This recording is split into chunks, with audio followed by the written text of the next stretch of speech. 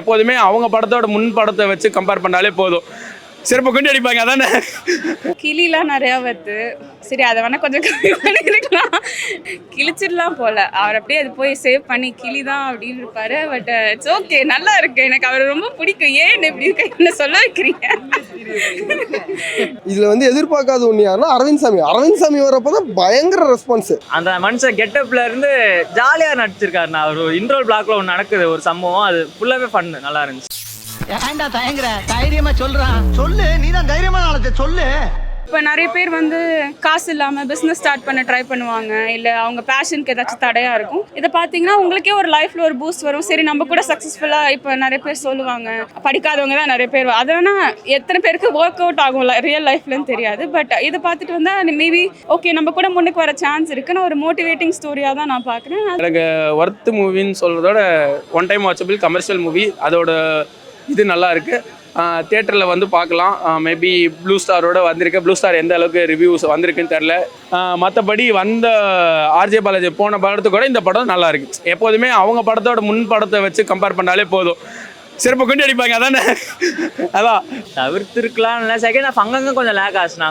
சில பிரச்சனை கொஞ்சம் ஆர்டிஃபிஷியலாக எனக்கு இருந்துச்சு, ஏன் இது இப்படி வந்திருக்கலாம், இல்லை இது எப்படி டேக்கிள் ஆச்சு அப்படின்னு. பட் மொத்தமாக போய் நல்ல படம் தான். அதுமாதிரி ரொம்ப ரொம்ப குறை சொல்கிறது இல்லை. எனக்கு பர்சனலாக நல்லா இருந்துச்சு, பிடிச்சிருந்துச்சு. ஆல்மோஸ்ட் எல்லா படத்துலையும் வர சிஜி தான், ரொம்ப எஃபெக்ட் போட்டுலாம் இல்லை, நார்மல் சிஜி மாதிரி தான் இருக்குது. ஏன்னா இது இப்போ என்ன ப்ரொமோஷனில் பேசின அளவுக்கு சிஜி ஒர்க் இல்லைன்னு தான் எனக்கு தோணுது பர்சனலாக. பட் ஓகே, பார்க்கலாம். தேட்டரில் உட்காந்து பார்க்கும்போது ரொம்ப வந்து கார்ட்டூன் மாதிரி இருக்காது, உங்களுக்கு அக்செப்ட் பண்ணிக்கிற மாதிரி இருக்கும். வெறும் லோகேஷ் மட்டும் சொல்ல முடியாது, இன்னொருத்தர் இருக்கார். லோகேஷ் வந்து ஓகே, அவரோட கேமியோ ஒர்க் வாங்கினா வந்து போவாங்க இல்லையா, அதை கரெக்டாக அவங்க பண்ணியிருக்காங்க. இவங்க ஸ்க்ரீன் பிளேயில் சொதப்பிருக்காங்க, இன்னும் நல்லா பண்ணியிருக்கலாம்.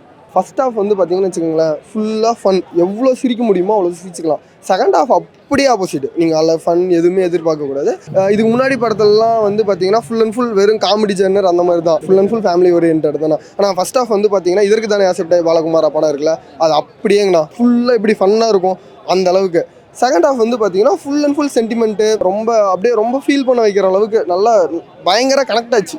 நெகட்டிவ்னா வந்து பார்த்தீங்கன்னா செகண்ட் ஹாஃபில் வந்து எனக்கு என்னமோ வந்து ஏதோ இந்த பேட்ஸ் வர சீனும் சரி, அதுக்கப்புறம் நடுவில் தேவையில்லாமல் ரொம்ப நேரம் பிஜிஎம் போட்டு கொஞ்சம் லேக் ஆச்சு. அது ஒரு ஒரு ஒரு 5 minutes to 10 minutes வந்து கட் பண்ணியிருந்தால் நல்லா இருந்திருக்கும். கிளிலாம் நிறையா வருது. சரி அதை வேணா கொஞ்சம் கம்மி பண்ணிக்கலாம், நல்லா தான் இருக்கா. அந்த படத்தில் அவங்க ஏதோ வைக்கணும்னு அவங்க எலிமெண்ட் வச்சுருக்காங்க. பட் ஓவராலாக பார்க்க நல்லா தான். ஏன் நல்லா இருக்குங்க, வந்து பாருங்க. கிழிச்சிடலாம் போல, அவர் அப்படியே அது போய் சேவ் பண்ணி கிளி தான் அப்படின்னு இருப்பாரு. பட் இட்ஸ் ஓகே, நல்லா இருக்கு, எனக்கு அவர் ரொம்ப பிடிக்கும். ஏன் இப்படி இருக்க என்ன சொல்ல வைக்கிறீங்க? படத்தில் நிறைய வந்து ஆர்டிஃபிஷியலாக திணிக்கப்பட்ட மாதிரி இருக்குது. இந்த சீன் வேணும்னே வச்ச மாதிரி இருக்குது. எல்லா சீனும் ஓகே வைக்கணும் தான் வைக்கிறீங்க, இல்லைன்னு நான் சொல்ல. ஆடியன்ஸ்க்கு ஒரு கனெக்டிவிட்டி இருக்க மாதிரி வைங்க. ஒரு என்ன சொல்கிறது, ஒரு ப்ராப்ளம் இருக்குது, ஒரு ஹீரோக்கு ஒரு ப்ராப்ளம் இருக்குது அப்படின்னா அதை ஒரு ஓவர் கம் பண்ணிட்டு வராருன்னா அதை வந்து நியாயமான ஜஸ்டிஃபை பண்ணி வரா மாதிரி பண்ணுங்கள். டக்குன்னு ஒரு பிரச்சனை வருது, அதை டக்குன்னு சால்வ் பண்ணுறாரு. அது ஏன் எனக்கு இப்படி சொல்ல தெரியலையா இல்லை என்னன்னு தெரியல, படத்தில் கனெக்டிவிட்டி ரொம்ப கம்மியாக இருக்குது, அவ்வளோதான். ஓகே, லோகேஷ் கனகராஜ் வரப்போ நல்லா தான் இருந்தது. இதில் வந்து எதிர்பார்க்காத ஒன்று யாருன்னா அரவிந்த் சாமி வரப்போ தான் பயங்கர ரெஸ்பான்ஸு. எல்லாரும் தேட்டரில் நல்ல ரெஸ்பான்ஸ் இருக்குது. இதில் செட்டிலாக இருக்காருண்ணா. ஏன்னா அவர் தான் இதில் வந்து ஹீரோ கேரக்டர் இல்லை. இப்போ அவர் தான் ஜெயிக்கணும் போது அவர் ஜாலியாக இருக்க முடியாதுல்ல. ஸோ அவரை சுற்றி எல்லாரும் ஃபன் பண்ணியிருக்காங்க. சத்யராஜ், ரோபோ சங்கர் 2 பேருமே சரியான ஃபன் பண்ணியிருக்காங்க. எனக்கு உங்களை ரொம்ப பிடிக்கும். உங்கள் டெட்டாக்ஸ்லாம் நாட் டெட்டாக்ஸ் லைக் உங்கள் பாட்காஸ்ட் எல்லாம் நிறையா பார்த்துருக்கேன். இவர் பார்ப்பார், அதை சூப்பராக இருக்குது. உங்களோட பெரிய ஃபேன். நாட் கிரிட்டிசிசம்லாம் நீங்கள் எடுத்துப்பீங்கன்னு எனக்கு தெரியும். உங்கள் இன்டர்வியூ பார்த்தா நானும் லைக் வளர்ந்துருக்கேன். ஸோ சூப்பராக இருக்குது படம். Keep doing more films. அப்படின்னு நான் சொல்லலை, இவர் நல்லா என்னை கோத்து விடுறாரு. கிளியெல்லாம் தவிர்த்துருக்காருன்னா நீங்கள் வளங்க, சாப்பாடு போடுங்க, என்ன பண்ணுங்க, என்ன ஆள விடுங்க. இதில் அவர் வந்து எந்த காமெடியுமே பண்ணலை. காமெடி போர்ஷன் ஃபுல்லாகவே வந்து சத்யராஜ் எடுத்துக்கிட்டாரு. அப்புறம் ரோபோ சங்கர் அவர் ரோபோ சங்கருக்கு சரியான கம்பேக் இந்த படம். ஆர்ஜே பாலாஜி 100% சென்டிமெண்ட் ஓரியன்டாக சீரியஸ் ரோலில் போயிட்டாரு.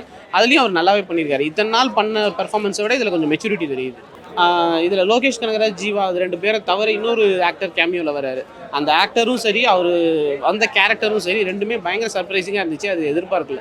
ஓவராலாக லைக் வீட்டில் நடக்கிறது, சொந்தக்காரங்க நடுவில் வந்து ஏதாச்சும் படிக்கிறேன்னு சொன்னாலே 4 பேர் 4 விதமாக சொல்லுவாங்க. அதெல்லாம் யதார்த்தமாக காமிச்சு. எங்கள் வீட்டிலையா இல்லை, என்னோட அம்மா ஸ்வீட் ஆர்ட். தயவு செஞ்சு இது மூலியமாக நான் உலகத்துக்கு சொல்ல வரேன். வாரணமாரம் படம் பார்த்தீங்களா, அதில் ஒரு சப்போர்ட்டிவ் அப்பா வருவார்ல, அந்த மாதிரி தான் எங்கள் வீட்டில். நான் அது சொன்னாலும் நான் வந்து 3rd year காலேஜ் படிக்கும்போது சொன்னேன், எனக்கு படிப்பெல்லாம் செட் ஆகலை, I want to drop outனு. எங்கள் எங்கள் வீட்டில் எதுவுமே சொல்லலை. பட் நான் ட்ராப் அவுட் பண்ணி நான் முடிச்சிட்டேன். ஆனால் எங்கள் வீட்டில் நீ எது பண்ணுறதா இருந்தாலும் பரவாயில்ல அப்படின்னு அவ்வளோ சப்போர்ட் எங்கள் வீட்டில். எங்கள் அம்மா பற்றி பேசுவாங்க. அப்புறம் நான் சத்யராஜ் வந்து இதுவரையும் நம்ம பார்க்காத சத்யராஜ் வந்து இந்த படத்தில் வந்து பார்க்கலாம். அவரோட ஆக்டிங்லேயே வந்து நிறையா வெரைட்டி கொடுத்துருக்காரு. அவர் என்ன ரோல் கொடுத்தாலும் வந்து அவர் வந்து அதில் அசத்திடுறாரு. சூப்பராக இருக்குது. அன்எக்ஸ்பெக்டட் ப்ரிடிக்டட்லாம் தாண்டி நார்மலாக உட்காரும்போது ஒரு அப்படியே ஒரு ஃப்ளோவாக போகிறது வந்து நல்லா இருக்கு ப்ரோ. நம்ம எதுவும் எதிர்பார்த்தும் போல் சீன்ஸும் வந்து ப்ரெடிக்ட் பண்ணுற மாதிரி இல்லை. ஓகே தான், அப்படியே போகுது. இந்த படத்தில் வந்து அவர் மாமனாராக வராரு. செம காமெடியாக இருக்குது. அப்புறம் இன்டர்வல் பிளாக் வரைக்கும் அவர் ஃபுல்லாக வராரு. அதுக்கப்புறம் கொஞ்சம் கம்மியாக ஆகிடுது. பட் சூப்பராக இருக்குது. அவர் RJ Balaji, Sathyaraj sir and Robo Shankar combo. ஏன்டா தயங்குற? தைரியமா சொல்றான். சொல்லு, நீதான் தைரியமான ஆளத்தை சொல்லு.